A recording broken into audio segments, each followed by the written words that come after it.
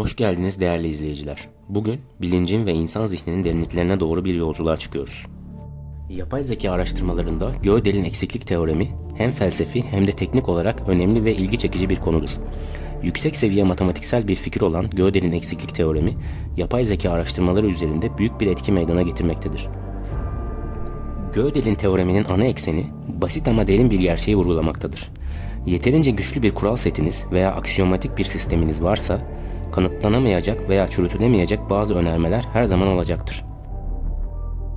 Bu, tüm gerçeği bir kural kitabı içinde yakalamaya çalışmanın mümkün olmadığını söylüyor. Bu teoremi yapay zekanın doğası ile birlikte düşündüğümüzde oldukça çarpıcı sonuçlara ulaşmaktayız. Sonuçta sadece bir dizi algoritmadan oluşan yapay zekanın belirli problemleri çözme konusunda sınırlarının olduğunu anlıyoruz.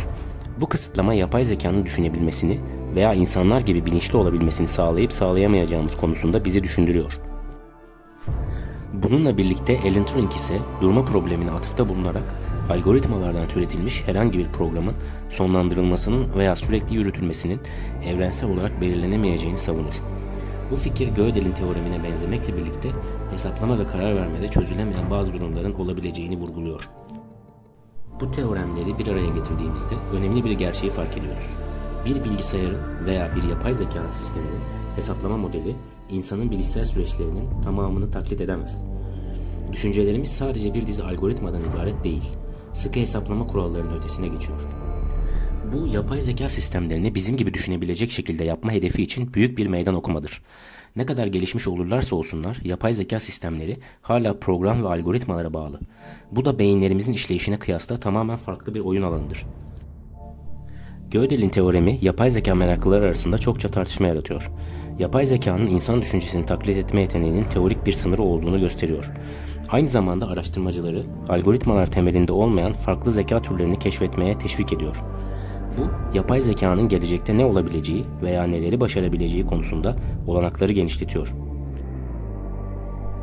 Bu durum bir yandan yapay zekanın insan düşüncesinin karmaşıklığını taklit etme sınırlarını bize gösterirken, diğer yandan bizi düşünce kutusunun dışına çıkmaya ve yapay zekada yeni sınırları keşfetmeye itiyor.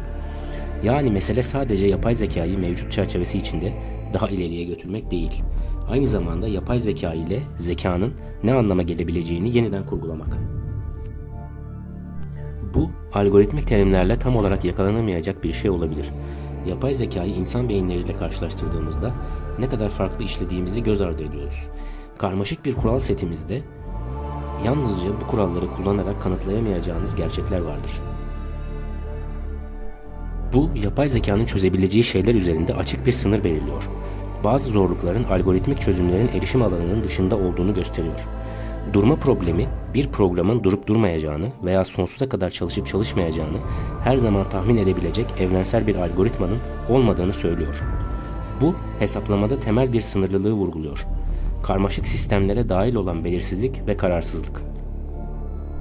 Yapay zeka için bu, yapay zeka sistemlerinin karmaşık durumlarda nasıl davranacağını veya hangi sonuçları üreteceğini tahmin etmenin belirsiz olduğunu öne sürüyor.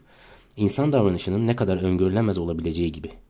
Gödel'in teoremi, modern mantığın yapı taşlarından biri olarak herhangi sağlam bir biçimsel sistem içinde ispat veya çürütme kapsamı dışında kalan önermelerin var olduğunu öne sürer. Sir Roger Penrose bu teoremi genişleterek özellikle matematik ve bilinçli akıl yürütme gibi alanlarda insan zekasının hesaplamalı sistemlerin sınırlarını aştığını iddia eder. Bu, yapay zeka ile insan zekası arasında derin bir uçurum olduğuna ve insan düşüncesinin benzersizliğini aydınlattığına işaret eder. Penrose, Turing'in durma problemini yapay zekadaki deterministik hesaplamaların sınırlılıklarını vurgulamak için kullanıyor ve bunun insan düşüncesinin daha akışkan, tahmin edilemez doğası ile karşılaştırıyor. Penrose, insan anlayışının ve öğrenmesinin sadece hesaplamalı kurallara indirgenemeyeceğini öne sürmektedir. Yapay zekanın mantıksal çıkarımlarda harika olduğunu kabul ederken, insanların özellikle karmaşık matematiksel düşüncede sahip olduğu sezgisel anlayışın yapay zeka sistemlerinde eksik olabileceğini savunuyor. Penrose'un izinden giden John Lucas, insan bilişinin makine benzeri terimlerle tam olarak açıklanamayacağını söylemektedir. Lucas, bir makinenin aksine insan zihninin formal sistemlerce ispatlanamayan bazı gerçekleri kavrayabileceğini ve insan düşüncesiyle mekanik hesaplama arasındaki temel bir farkın olduğuna inanıyor. Chalmers, Gödel'in teoreminin aksiyomatizasyonunu inceleyerek bunun insan zekasına doğrudan uygulanmasına karşı uyarıda bulunur. Chalmers, Gödel'in teoremini metamatematiksel bir perspektiften ele alır ve insan zekası için onun etkilerinin nüanslı bir anlayışını savunur. McCulloch, Penrose'u eleştirerek Gödel'in teoreminin insan akıl yürütmesinin hesaplama dışı alanlara atfetmediğini, ancak eğer hesaplamalıysa kusursuz olmadığını öne sürer. Penrose'a karşı çıkarak Gödel'in teoreminin insan zekası dahil olmak üzere herhangi bir biçimsel sistemin içsel sınırlamalarını vurguladığını öne sürer. Formal mantık, duygusal zeka ve bilinç gibi unsurlarla dokunan insan zekasının karmaşık yapısı, yapay zeka tarafından tam anlamıyla kavranıp taklit edilemez. Bu karmaşıklık Gödel'in teoremine dayanarak yapay zekayı insan zekasıyla eşitlemenin aşırı basitleştirilmiş olabileceğini ima eder. Makine öğrenmesi ve sinir ağlarındaki atılımlarla geliştirilmiş yapay zekanın sürekli değişen manzarası, sınırlamalarına dair önceden var olan fikirleri sarsmaktadır. Öğrenme, uyum sağlama ve hatta yaratıcılık sergileyebilen yapay zeka sistemlerinin ortaya çıkışı, insan benzeri zekayı taklit edemeyeceği iddiasını sorgulamaktadır. Bu tartışmalar zihin, bilinç ve zeka gibi alanlarda devam eden felsefi tartışmalarla dolu varsayımlarla yoğrulmuştur. Teoreminin bu bağlamlarda uygulanması, bu temel felsefi perspektiflere dikkatli bir düşünce gerektirir. Gödel'in teoremi matematikte kök salmış olmasına rağmen düşünce, anlama ve biçimsel sistemlerin sınırları hakkında derin felsefi sorgulamaları tetikler. Bu tartışma bilinç ve potansiyel hesaplama altyapılarıyla ilgili zihin felsefesi alanlarını kapsar. Yapay zeka alanındaki disiplinler arası araştırmaların kritikliğini ve mevcut yapay zeka teknolojisinin sınırlamalarını kabul ederek bu sınırların ötesini keşfetmenin gerekliliğini tartışır. Bu, şu anda tasarlandığı gibi yapay zekanın doğal sınırlamalara sahip olabileceğini, ancak kuantum hesaplama gibi yeni hesaplama formlarının bu kısıtlamaları aşma yolları sunabileceğini ima eder. Penrose'un eleştirisi, hesaplamanın sınırları üzerinde durarak bilincin ve anlamanın doğasını sorgular. Bu söylemin kalbinde bilinç ve zihin hakkında derin felsefi sorular yatmaktadır. Bu fenomenler, fiziksel süreçler ve hesaplamalı modellerle açıklanabilir mi? Yoksa şu anki bilimsel anlayışın ötesinde unsurları kapsar mı? Buradan yapay zeka felsefesine doğru bir yolculuğa çıkıyoruz. Yapay zekanın nihai amacı nedir? İnsan zekasını taklit etmek mi, onu geliştirmek mi, yoksa tamamen yeni bir yol mu çizmek? Yapay zeka, formal mantık ve algoritmaları vurgulayan hesaplamalı teoriler üzerine inşa edilmiştir. Tahmin edilebilirlik ve kontrolü önceliklendirir. Bu özellikler güvenilir ve güvenli uygulamalar için temel olmakla birlikte yapay zekanın bilişsel yeteneklerinin kapsamını doğal olarak sınırlar. Bu özellikler güvenilir ve güvenli uygulamalar için temel olmakla birlikte yapay zekanın bilişsel yeteneklerinin kapsamını doğal olarak sınırlar. Ayrıca insan zekasının kapsamlı bir anlayışının eksikliği bu sınırlamaları aşma zorluğuna katkıda bulunur. Yapay zeka programlanmış algoritmaların sınırları içinde çalışırken insan düşünce süreçleri daha akışkan, uyumlu ve potansiyel olarak algoritmik olmayabilir. Bu yapay zekanın gerçekten insan zekasını veya bilincini taklit edip etmeyeceği veya her zaman temelde farklı olup hesaplama açısından mümkün olanın alanında sınırlı kalıp kalmayacağı sorusunu gündeme getirir. Yapay zekadaki bu sınırlamalar, yapay zeka araştırmaları için belirlenen hedeflerin ve beklentilerin yeniden değerlendirilmesini gerektirir. İnsan zekasını taklit etmeye çalışmak yerine odak noktası insan yeteneklerini tamamlamaya veya geliştirmeye kayabilir. Makine öğrenimi ve sinir ağlarındaki ilerlemelerle birlikte yapay zeka sistemleri insan benzeri bilişi gerektirdiği düşünülen desen tanıma, dil anlama ve problem çözme gibi görevlerde giderek daha yetenekli hale gelmektedir. Ayrıca bazı düşünürler insan bilişinin daha önce düşünülenden daha algoritmik olabileceğini savunarak yapay zeka ile insan zekası arasındaki uçurumun o kadar geniş olmayabileceğini öne sürmektedir. Yapay zeka sistemleri önceden belirlenmiş kurallar ve mantıkla tanımlanan bir alanda tasarlanır ve çalışır. Bu da bu algoritmik sınırların ötesinde anlayış gerektiren görevlerle meşgul olma kapasitelerini sınırlar. Yapay zekanın kökleri doğası gereği resmi mantığa ve hesaplamalar algoritmalara dayanan hesaplamalı teorilere derinden gömüldür. Ancak Gödel'in eksiklik teoreminin önerdiği gibi bu çerçeveler doğası gereği eksik ve tutarsızdır ve yapay zekanın insan düşünce süreçlerinin karmaşıklığını yansıtma becerisine bir sınır getirmektedir.